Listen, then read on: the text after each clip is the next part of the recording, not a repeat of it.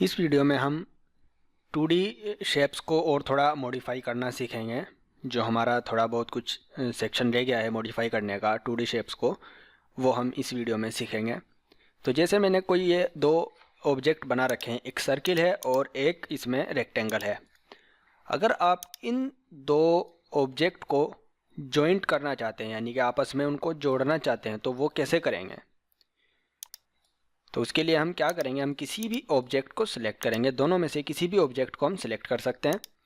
Select करने के बाद यहाँ पर अगर हम क्लिक करेंगे मॉडिफाई पर, तो हमें सिर्फ इसका लेंथ विड्थ चेंज करने को मिलेगा, या फिर हम यहाँ पर इसकी रेंडरिंग जो मैंने लास्ट वीडियोज़ में बताई है यहाँ पर वो चीज़ को कर सकते हैं।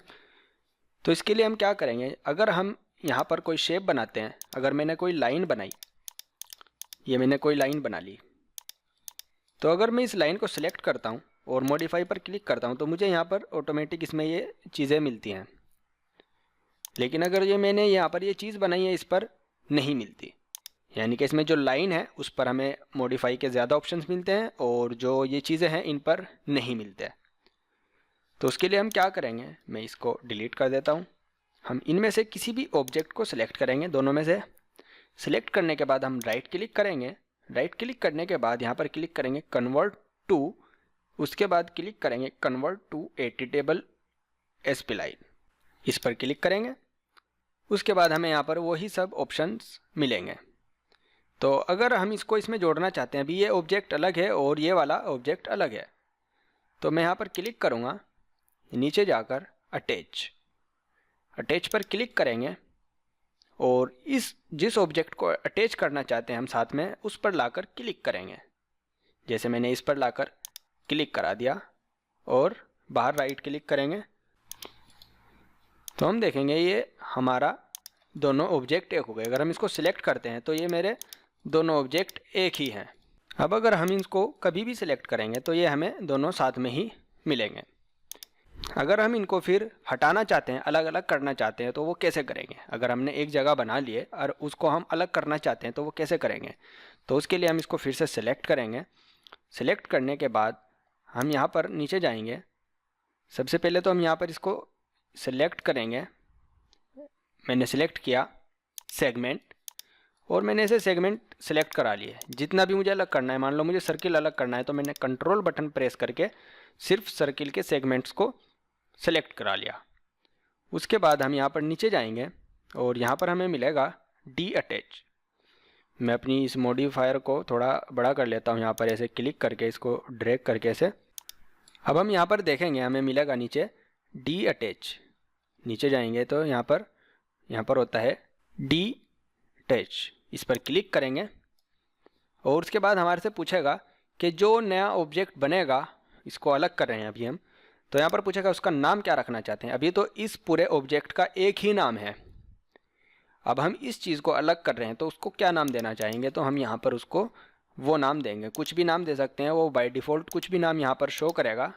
अगर आप चाहते हैं वही रखना तो ओके करा देंगे, नहीं तो यहाँ पर आप इसको कुछ भी नाम दे सकते हैं। उसके बाद ओके बटन पर क्लिक करेंगे और बाहर राइट क्लिक करेंगे ऐसे खाली जगह, या एस्केप बटन प्रेस करेंगे तो हम देखेंगे ये चीज़ अलग हो जाएगी। यहाँ पर क्लिक करा देंगे। अभी हम कमांड से बाहर नहीं आए, हमने इसी के अंदर हैं, तो हम यहाँ पर क्लिक करा देंगे, अब कमांड से बाहर हो जाएंगे। तो अब हम इन चीज़ों को देख सकते हैं, ये दोनों चीज़ अलग अलग हैं। डी अटैच कमांड को हम वैसे भी यूज़ कर सकते हैं। अगर मैंने कोई यहाँ पर लाइन बना ली ऐसे, ये मैंने कोई लाइन बना ली यहाँ पर, अब मैं लाइन को मॉडिफाई पर क्लिक करके देखता हूँ और मैंने इसके कुछ सेगमेंट को सिलेक्ट करा लिया। मैंने इतने सेगमेंट सिलेक्ट करा लिए। अब मैं चाहता हूँ इतनी जो लाइन जो मैंने सेगमेंट सिलेक्ट किए हैं, मैं इनको अलग हटाना चाहता हूँ। तो हम ब्रेक करके भी हटा सकते हैं। अगर हम यहाँ पर क्लिक करें ऐसे, इस पॉइंट को सिलेक्ट करें, सिलेक्ट करने के बाद ब्रेक पर क्लिक करें तो ये यहाँ से इस पॉइंट को हटा दिया इसने। अगर मैं यहाँ पर भी क्लिक करता हूँ, मैं इस पॉइंट को सिलेक्ट करके यहाँ पर क्लिक करता हूँ ब्रेक, और इस वाले पॉइंट को भी सिलेक्ट करके करता हूँ ब्रेक, तो यहाँ पर इसने इसको हटा दिया। लेकिन मुझे ये पूरा ऑब्जेक्ट अलग हटा के रखना है इस तरीके से।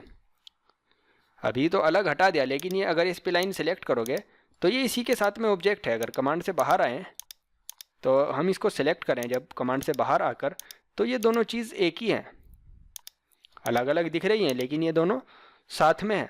इसको बिल्कुल अलग ऑब्जेक्ट बनाना चाहते हैं तो उसके लिए क्या करेंगे, हम इस पर क्लिक करेंगे इसके सेगमेंट को सिलेक्ट करेंगे, जो इसके सेगमेंट हम अलग करना चाहते हैं जितने भी, उनको सिलेक्ट करने के बाद यहाँ पर हम नीचे जाकर इसमें यहाँ पर क्लिक करेंगे डिटैच। इस पर क्लिक करने के बाद शेप का नाम पूछेगा जो रखना है, उसके बाद ओके बटन पर क्लिक करेंगे। अब कमांड से बाहर आएंगे हम, यहाँ पर इस तरह से कमांड से बाहर आ गए तो हम देखेंगे ये चीज़ अलग हो गई और ये चीज़ अलग हो गई। तो इस तरीके से हम अपनी जो 2D शेप्स होती हैं उनको अटैच कर सकते हैं, डिटैच कर सकते हैं।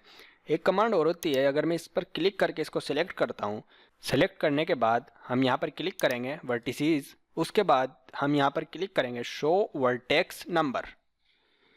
जितने भी हमारे वर्टेक्स हैं अगर हम उनके नंबर्स देखना चाहते हैं, सबको अलग अलग नंबर दिए होते हैं ऑटोमेटिक जब हम बनाते हैं, तो हम यहाँ पर अगर क्लिक करेंगे शो वर्टेक्स नंबर्स, इस पर क्लिक करेंगे तो ये यहाँ पर नंबर दिखाएगा।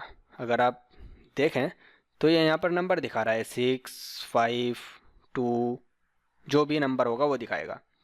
अगर आप किसी पॉइंट को नंबर फर्स्ट देना चाहते हैं, जैसे ये वाला पॉइंट यहाँ पर 6 है इसका, और मैं यहाँ पर इसको ऐसे सेलेक्ट करूँ, सेलेक्ट करने के बाद मैं यहाँ पर जाकर इसको करूँ मेक फर्स्ट, नीचे मिलेगी कमांड होती है एक मेक फर्स्ट, यहाँ पर क्लिक करेंगे मेक फर्स्ट पर, तो ये इसको नंबर 1 बना देगा, इस वाले पॉइंट को नंबर 1 बना देगा, यानी कि इधर से शुरू हो जाएगा। उसके बाद हम यहाँ पर देखेंगे ऊपर हमने यहाँ पर क्लिक किया है शो वर्टेक्स नंबर्स, इसी के नीचे एक कमांड और है सिलेक्टेड ओनली। अगर मैं इसको ऑन करा दूंगा तो नंबर नहीं दिखाएगा, अगर मैं किसी वर्टेक्स को सिलेक्ट करूँगा तो ही उसका मुझे नंबर शो करेगा, वैसे नहीं करेगा। अगर मैं इसको हटा दूंगा तो सभी के नंबर्स शो करेगा, जितने भी वर्टेक्स हैं उनके सबके नंबर शो करेगा। तो इस तरीके से ये चीज़ें ज़्यादा जो है वो उसमें काम आती है जब हम एनिमेशन पर काम करते हैं 3D Max में, तो ये चीज़ें जब काम आती हैं जो वर्टेक्स नंबर्स होते हैं। जैसे हमने कोई कैमरा लगाया है पाथ बनाकर, ये बात की बात है, लेकिन अगर पता है तो अच्छा है, इसको ध्यान में रखें, नेक्स्ट फ्यूचर्स में काम आएगा। तो इस वीडियो में इतना ही। अगर आपको कोई भी क्वेश्चन है आप कमेंट में लिख सकते हैं, और चैनल को ज़रूर सब्सक्राइब करें, वीडियो को लाइक करें, गरीबों की मदद करें और साफ़ सफाई का ध्यान रखें। Thank you.